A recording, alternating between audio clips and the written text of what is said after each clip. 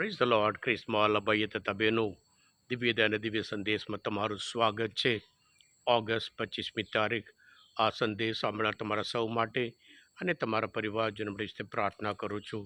તમારા બાઇબલ લઈ લો, પ્રભુનું વચન સાંભળીએ. માથ્યુનો ગ્રંથ 23મો અધ્યાય 23થી 26મી કલમ સુધી.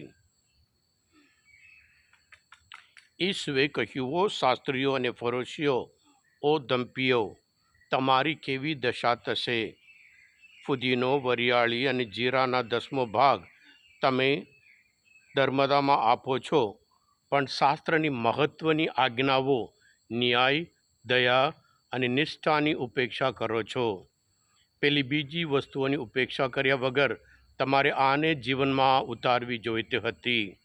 ઓ આંધળા નેતાઓ, તમે મચ્છરને ગળણીથી ગાળીને રોકો છો, પણ ઊંટને ગળી જાઓ છો.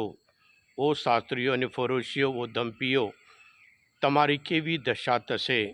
તમે પ્યાલા અને રકાબીને બહારથી સાફ કરો છો, પણ તેની અંદર તો લૂંટ અને શોષણ ભરેલા છે. ઓ આંધળા ફરોશીઓ, પહેલાં તું પ્યાલાની અંદરની બાજુ સાફ કર, એટલે બહારની બાજુ પણ સાફ થશે. આ પ્રભુની વાણી છે, તે આપણો આધાર છે. ખ્રિસ્તમાં ભાઈ બહેનો, પ્રભુ ઈસુ આજના શુભ સંદેશમાં આ શાસ્ત્રીઓ ફરોશીઓ વિશે સખત શબ્દ વાપરે છે. આ લોકો બધા દંભ કરતા હતા. દંપીઓ એટલે નાટક કરે છે. બહાર બતાવવાનું અલગ અને એ લોકોની અંદર ખરેખર બિલકુલ અલગ. દાન આપવામાં બસ પુષ્કળ આપે. જે વરિયાળી આપવાનું, ફુદીના આપવાનું હોય, જીરા આપવાનું હોય, એમાં બહુ જનરસ આપી દેવાનું. પણ ધર્મનું જે આધાર, એ ન્યાય હોય, એ પ્રેમ હોય, એ નિષ્ઠા હોય, એ બિલકુલ નથી. માત્ર દેખાડો માટે બધું કરતા હતા. એમનામાં બિલકુલ ધાર્મિકતા ખરી, પણ આધ્યાત્મિકતા બિલકુલ નથી. બહારને દેખાવ માટે તેઓ વધારે મુખ્યત્વ આપતા હતા.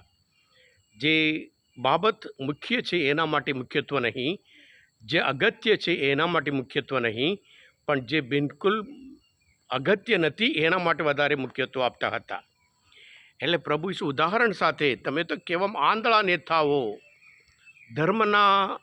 ધર્મને બદનામ કરતા હો, બહારના લોકો નહીં, પણ ધર્મની અંદર રહીને જે દંભ કરે છે, નાટક કરે છે, ચીટિંગ કરે છે, જાતને ચીટિંગ કરે છે, બીજાને ચીટિંગ કરે છે. ઈશ્વરને તો ચીટિંગ કરી શકીએ નહીં. એ જમાનામાં એ લોકો જે વાઇન પીતા હતા ત્યારે એ જે ગળણીથી એ તો જેથી કરી કંઈ મચ્છર વિચ્છર નહીં જાય એટલા માટે ઉપયોગ કરતા હતા. એટલે પ્રભુ કહે છે, તમે તો ગળણી તો ગાળી રોકો છો નાના મચ્છરને, પણ ઊંટને ગળી જાઓ છો, ઊંટને અંદર ગળી જાઓ છો. એટલે જે બાબત માટે તમારે મુખ્યત્વ આપવાનું હોય એના માટે મુખ્યત્વ આપતા નહીં, પણ જે મેટર, સ્મોલ મેટર હોય એના માટે વધારે, એટલે બહારના દેખાવ માટે, એટલે પોતાને બતાવે છે અમે તો ધાર્મિક છીએ, અમે તો બહુ પવિત્ર છીએ. સાથે સાથે પ્રભુ આગળ કહે છે, રકાબી પ્યાલા બધા બહાર બહુ સરસ મસ્ત લાગો છો, પણ તમારા અંદર ખાને તો બધું ખરાબ છે. અને શું, લૂંટ અને શોષણ ભરેલા, અને ગરીબો પ્રત્યે બિલકુલ પ્રેમ નથી, દયા નથી. ધર્મમાં જે દયા જોઈએ, ધર્મમાં જે પ્રેમ જોઈએ, ગરીબ પ્રત્યે જે લાગણી જોઈએ, એમનામાં બિલકુલ નથી. માત્ર શોષણ, અને પછી બતાવવાના અમે ધર્મને રક્ષણ કરીએ છીએ. ખ્રિસ્તમાં ભાઈ તબેનું ધર્મનો ઉપયોગ કરી પોતાના લાભ માટે એ લોકો ધર્મનો ઉપયોગ કરતા હતા.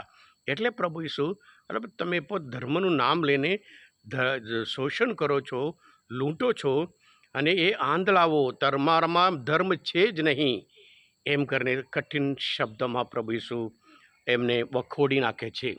ખ્રિસ્તમાં ભાઈ બહેનો, કદાચ આપણામાં પણ એવી બાબત હોય. આજે ખાસ કરીને મનન ચિંતન કરીએ, આપણે બતાવીએ છીએ અલગ, અને ખરેખર આપણા હૃદયમાં અલગ હોય. પ્રભુ આવા જે બિહેવિયર હોય એ વખોડી નાખે છે. એટલે આપણામાં સચ્ચાઈ નથી. આપણે કારણ કે બતાવવાનું અલગ, અંદર ખરેખર આપણા હૃદયમાં બિલકુલ અલગ પ્રકારનું ચાલે છે. એટલે આજના આ મનનચિંતન અને ખાસ કરીને આપણે પણ જાણીએ છીએ ઉપદેશ માળામાં પહેલો અધ્યાયમાં 29મી કલમમાં દુનિયાની નજરમાં દંભી ના ઠરવું એમ કરીને શાસ્ત્રમાં આપણને જોવા મળે છે.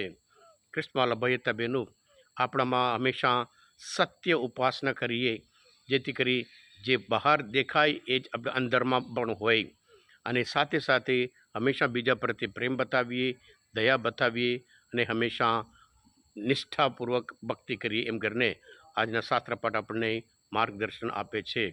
ખ્રિસ્તમાં ભયતા બેનો આજના એમનામાં બિલકુલ પવિત્રતા નથી.